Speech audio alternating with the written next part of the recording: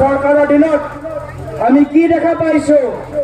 প্ৰাক্তন শিক্ষামন্ত্ৰী হিমন্ত বিশ্ব শৰ্মা ডাঙৰীয়া আজি অসমৰ মুখ্যমন্ত্ৰী হৈ যোৱাৰ পিছত চৰকাৰী স্কুল বন্ধ কৰিছে, মদৰ দোকান খুলিবলৈ আৰম্ভ কৰিছে।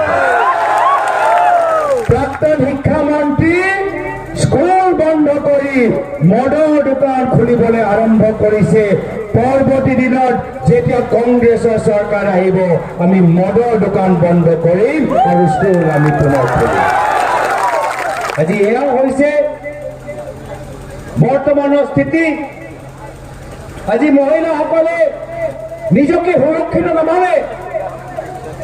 আজি প্ৰত্যেক জিলাৰ ভিতৰত আজি যিসকলে বিজেপি দলৰ পালি নেতাসকল আছে, আজি মহিলাৰ ওপৰত নিৰ্যাতন কৰিছে, মহিলাক অপমানিত কৰিছে।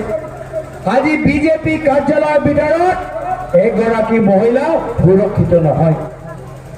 বাৰম্বাৰ তেওঁলোকে দাবী জনাইছে, কিন্তু হিমন্ত বিশ্ব শৰ্মা ডাঙৰীয়া মনে মনে আছে। আজি এয়া হ'ল তেওঁলোকৰ চৰকাৰ। আজি সেইকাৰণে মানুহে কৈছে যে আমাক এটা বিকল্প লাগে, আমাক সেই দিনবোৰ লাগে যেতিয়া আমাৰ মুখ্যমন্ত্ৰী প্ৰয়াত তৰুণ গগৈদেৱ আছিল। সেই সময়ত এই হিন্দু মুছলমানৰ ৰাজনীতি নাছিল।